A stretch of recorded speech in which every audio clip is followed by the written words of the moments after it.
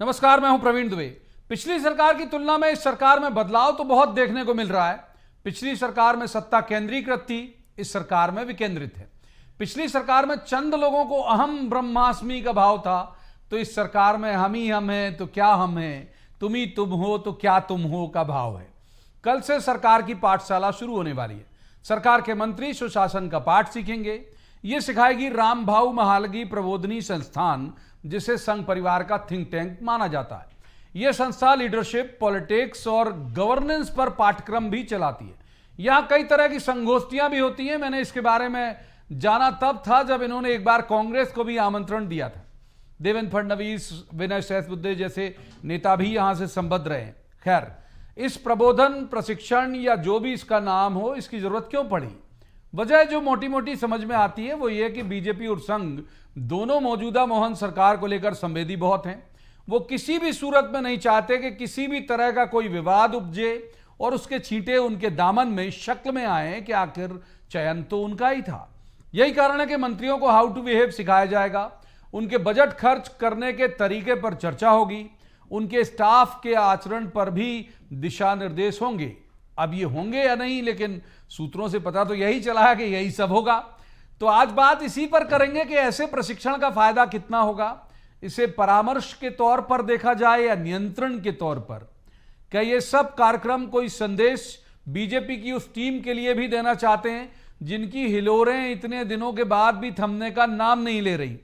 क्या एमपी आचरण के लिहाज से फिर संघ की वैसी ही प्रयोगशाला बन रहा जैसा ठाकरे जी, पटवा जी के वक्त कभी होता था?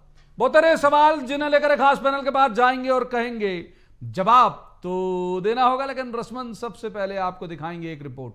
देखिए,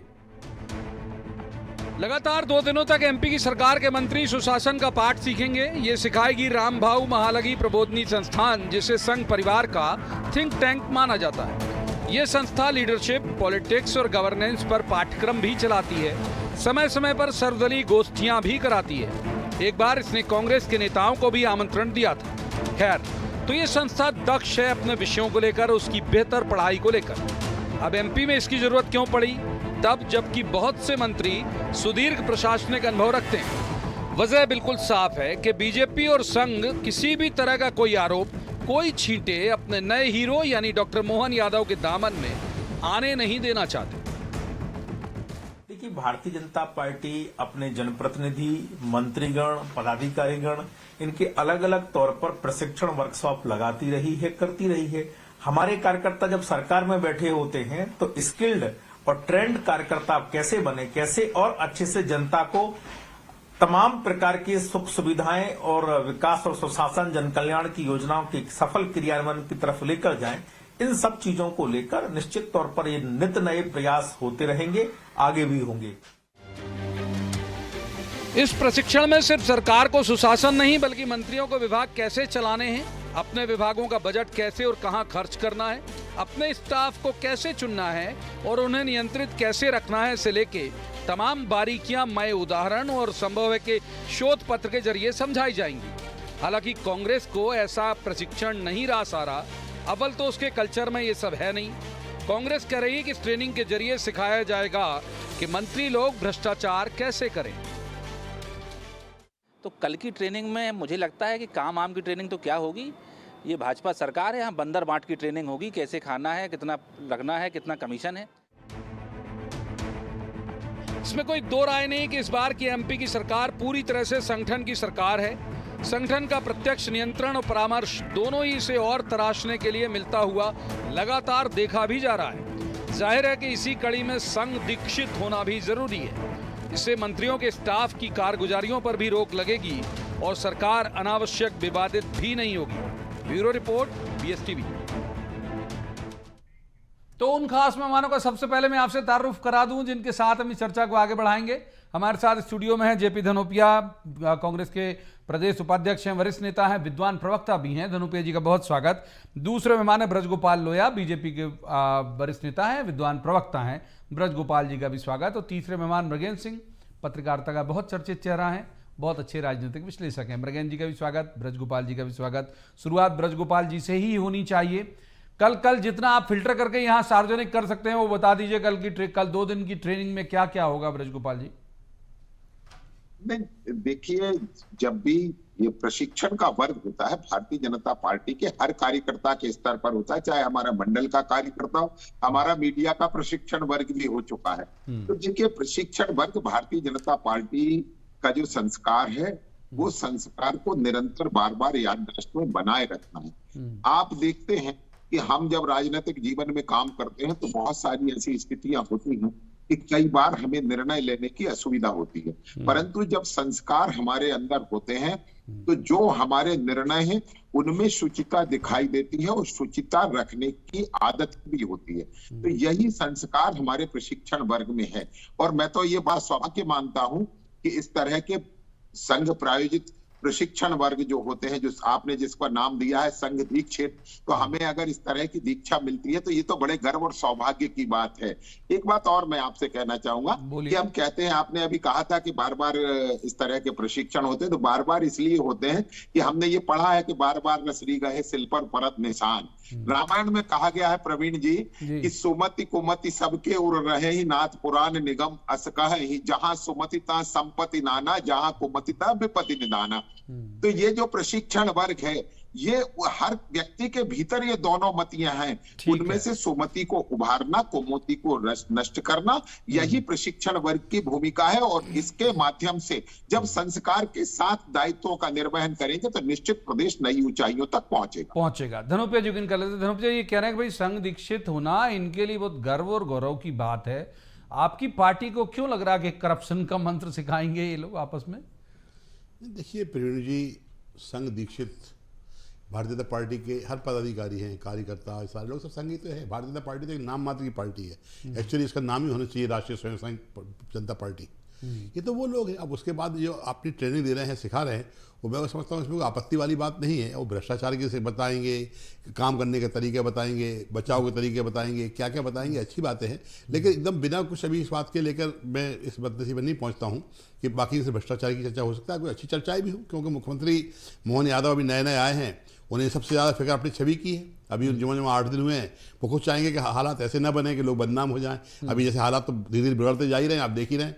मध्य प्रदेश में कानून व्यवस्था ध्वस्त होती चली जा रही है, रोज घटना जिस तरह हो रही है। तो इन सब चीज़ों पर गौर करने की आवश्यकता है, इन सब पर जोर देने की आवश्यकता है। मंत्रियों को जो नजर रखेंगे कि नहीं रखेंगे कल इनकी 2 दिन की ट्रेनिंग में? क्या नजर रखना, ये इनका अपना आंतरिक मामला है। मैंने भी कहा ना कि ये हमारे लिए इससे कोई मतलब नहीं है क्या करेंगे, लेकिन हम तो इतना जानते हैं कि कुछ ट्रेनिंग में ऐसी बातें बताएं कि कैसे अपराध कम हो, कैसे भ्रष्टाचार कम है, कैसे महंगाई कम हो, कैसे लोगों को रोजगार मिले, कैसे लोगों को शिक्षा मिले, कैसे लोगों को स्वास्थ्य मिले, कैसे लोगों को इंफ्रास्ट्रक्चर मिले। ये सब बातें बताएं तो अच्छा लगेगा। मंत्री तो एक जनता का प्रतिनिधि होता है, अब उसको सिर्फ संघ की भाषा भी सिखाना है, तो संघ की भाषा सिखाने औचित्य तो शायद यही जाने कि मैं तो इसमें कोई अपनी बात को नहीं कह सकता। ठीक है, मृगन जी को इन करते। मृगन जी, क्या आप समझ पा रहे हैं आप इस प्रबोधन के? हालांकि हुए पहले भी हैं, अगर शायद मैं गलत नहीं हूँ, आप मुझसे बहुत सीनियर हैं।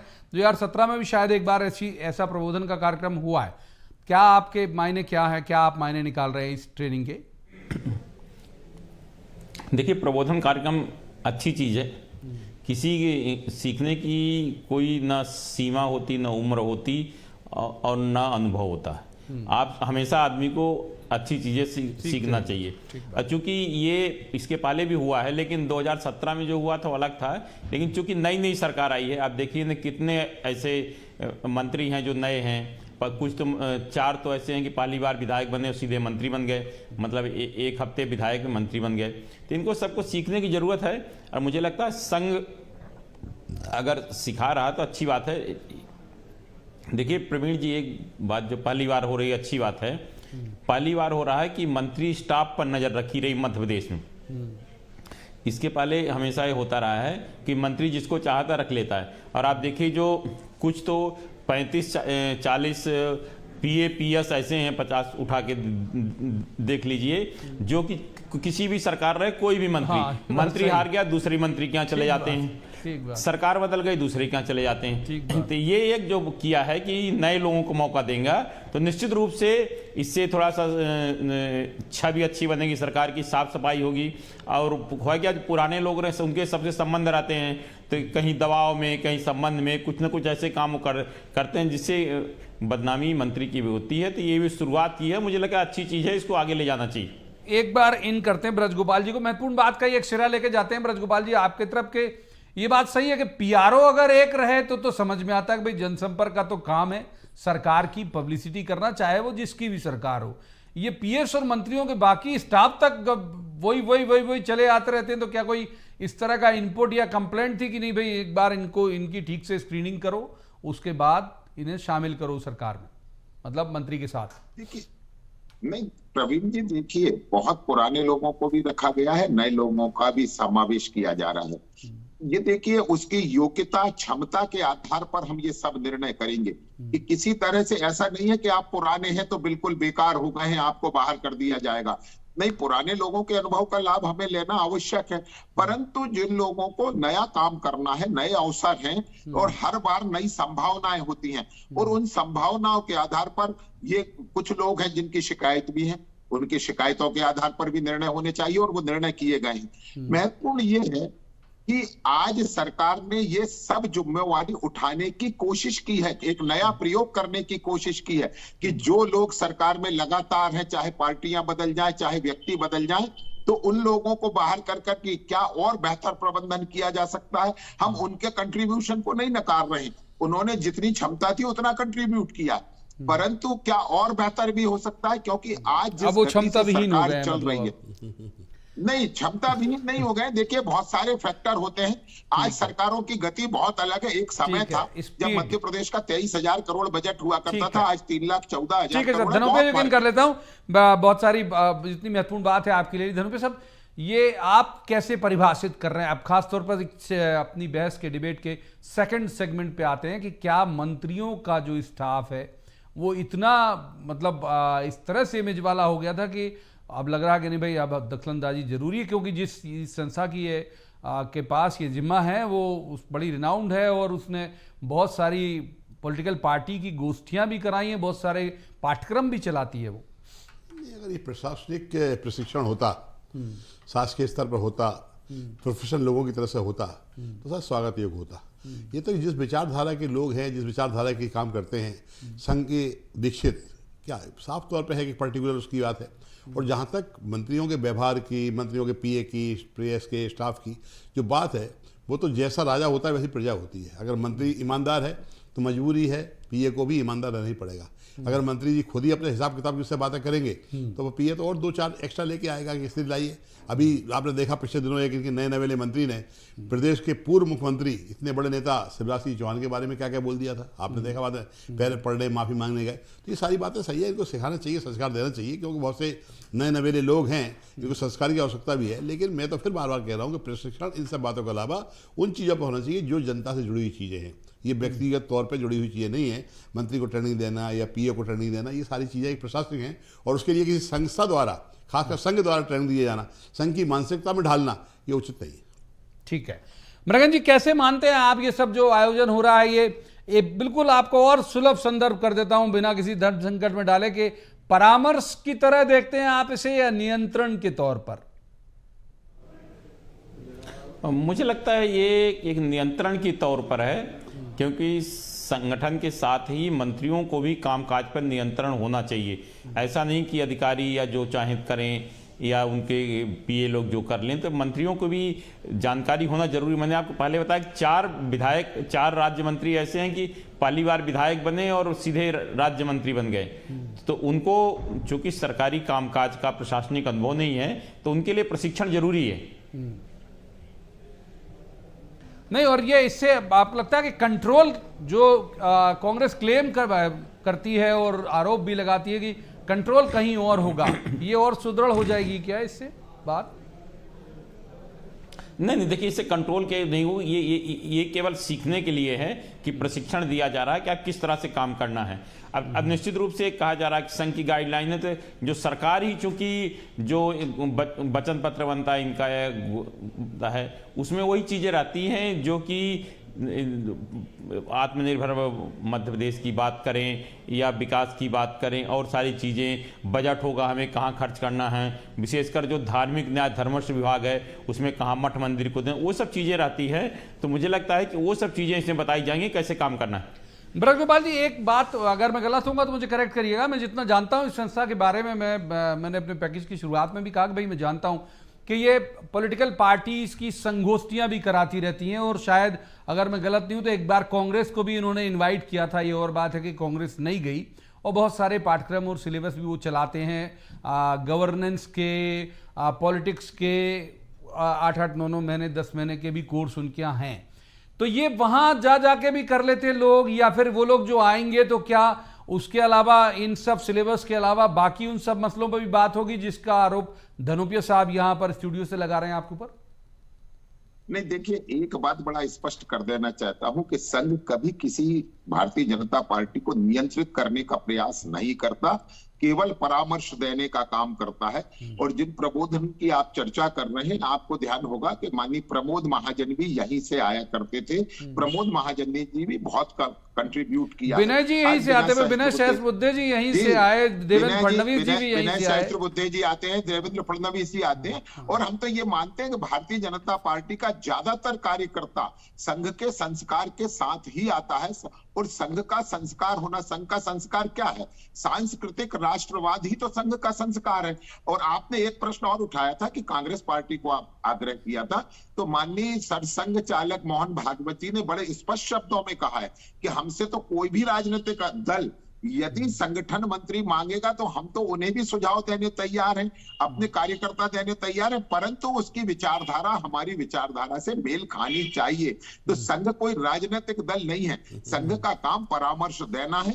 और इस सनातन ठीक है ब्रजगोपाल, मैं धनोपिया जी को कर लेता हूं। धनोपिया जी, सही में बुलाया था इन लोगों ने एक बार कांग्रेस को, मुझे याद है महाराष्ट्र में, हालांकि नहीं गई थी कांग्रेस, तो वो कह रहे हैं ब्रजगोपाल जी फिर ऑफर कर रहे हैं कि जाइए भाई आप भी ट्रेनिंग ले लीजिए, कार्यकर्ता भी ले लीजिए, कह रहे हैं वो। तो भारतीय जनता पार्टी की सरकार में तो भाजपा के मुख्यालय में भी अधिकारियों से कार्यकर्ताओं को ट्रेनिंग दिलाई इन लोगों ने, इसलिए इनका तो छोड़ दीजिए। लेकिन जब मेरे मित्र बोल रहे थे कि सांस्कृतिक राष्ट्रवाद है, संघ है, रजिस्टर्ड कहाँ है भाई? किस हैसियत से आप सत्ता में भागीदारी करते हैं? किस हैसियत से आप सारी चीज़ों को कंट्रोल करते हैं? किस हैसियत से आप मंत्रियों को ट्रेनिंग देने की बात कर रहे हैं? किस हैसियत से सारी चाहते हैं? ना आपका रजिस्ट्रेशन है, ना आपकी कोई मेंबरशिप है, ना आपका कोई बाइलाज है, ना आपकी कोई वो है, सिर्फ एक अकेला कब्जा है। तो कब्जा अगर है तो कब्जे को थोड़ा आगे बढ़ाइए। बात पूरी करने के बाद आऊंगा, बोलिए बोलिए धनोपिया साहब बोलिए। हाँ, तो कब्जे को पूरा करने के लिए आपको अपना रजिस्ट्रेशन कर लेना चाहिए, मेंबरशिप देना चाहिए, लोगों को बात करना चाहिए। आज किस हैसियत से आप ट्रेनिंग देने की बात कर रहे हैं? ट्रेनिंग किनको दे रहे हैं? शासकीय कर्मचारी, मंत्री तो शासकीय कर्मचारी होता है ना, पब्लिक सर्वेंट होता है। पब्लिक सर्वेंट को आप ट्रेनिंग दे रहे हैं, किस हैसियत से दे रहे हैं भाई? क्या है आपका औचित्य इस बात का? तो मैं तो इस बात के बिल्कुल खिलाफ हूँ। ट्रेनिंग होना चाहिए, ये अच्छी बात है, क्योंकि मुख्यमंत्री को भी अपनी फिक्र है, उनको भी चाहिए कि सब लोगों को ट्रेनिंग है। लेकिन ट्रेनिंग उन लोगों से दिलाई जाए जो प्रशासनिक अनुभव के धनी हैं, जिनका अपना एक कार्यफील्ड रहा है। संघ का तो एक सामाजिक स्तर बता रहे हैं, अभी मेरे मित्र खुद बोल रहे हैं सामाजिक संस्कार का हमारा काम है। तो संस्कार होना एक अलग सब्जेक्ट है, और व्यवसायिक और प्रशासनिक ट्रेनिंग होना अलग बात है।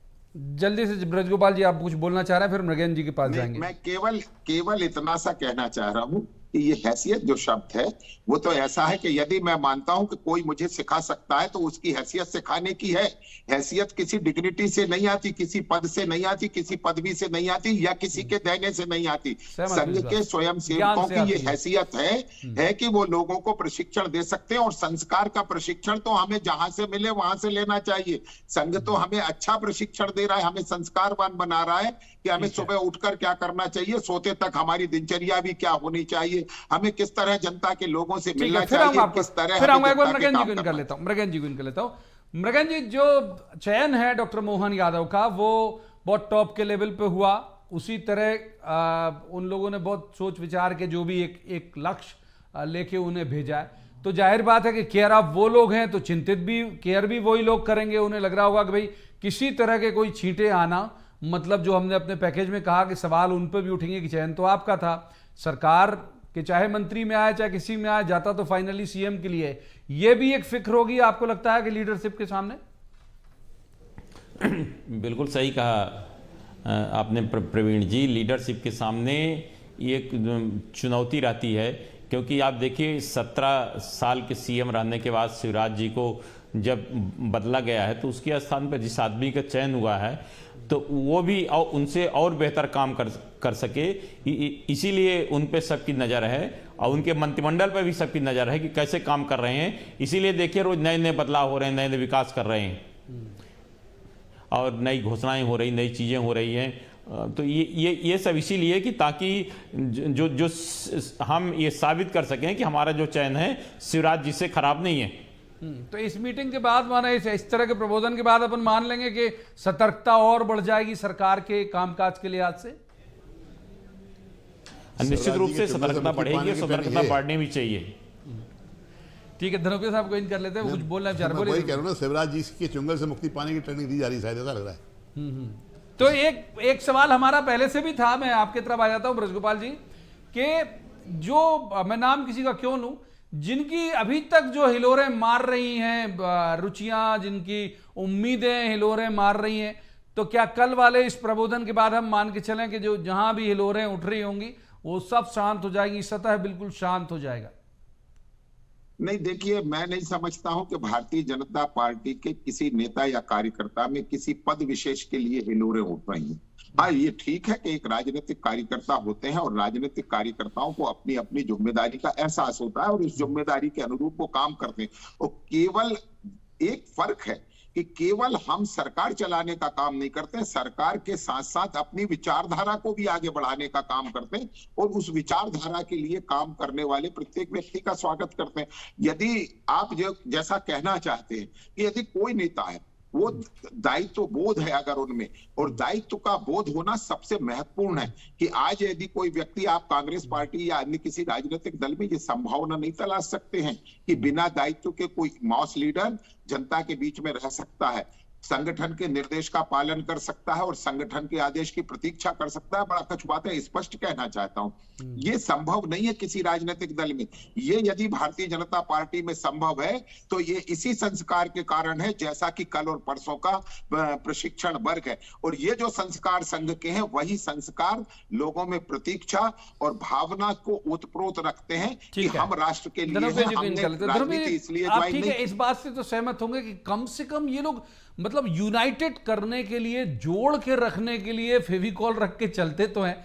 आपके यहाँ वो बड़ा मिसिंग दिखता है और पब्लिकली दिख जाता है, कई बार कांग्रेस के दफ्तर में दिख जाता है। नेता ये परवाह नहीं करते कि क्या वो कैमरे के सामने हैं, ऐसा बिहेव करें कि नहीं करें, बदनामी तो नहीं हो जाएगी संगठन की, हु केयर्स के भाव में आपके यहाँ कई बार ऐसी तस्वीरें आ जाती हैं। ये पीवीडी जी, वास्तविकता ये है भाई कि जो सत्ता में होता है ना, उसके पास सब कुछ अच्छा होता है, क्योंकि माहौल उस तरह का होता है, सारी चीज़ें होती हैं। विपक्ष के लोगों के साथ ऐसी स्थिति होती है। भारतीय पार्टी के लोग विपक्ष में थे तो दो लोग भी आपको ढूंढने से नहीं मिला करते थे, कहीं पे बात नहीं होती थी, आपस में होता। आज क्योंकि सत्ता में आ चुके हैं, धनाढ़ हो चुके हैं, संपन्नता बहुत ज़्यादा आ चुकी है, तो अब सब चीज़ें इसके साथ आती हैं और संपूर्णता के साथ संपन्नता आ गई है, तो इसी सारी बात इस तरह दिख रही है। बाकी तो मैं समझता हूँ कि अभी आपके कांग्रेस के दफ्तर का जो वीडियो वायरल हुआ था, दो प्रवक्ताओं का, बहुत छोटी सी बात को बहुत बड़ा चढ़ा के लोगों ने कर दिया गया था। बहुत छोटी सी बात थी, ऐसा नहीं था।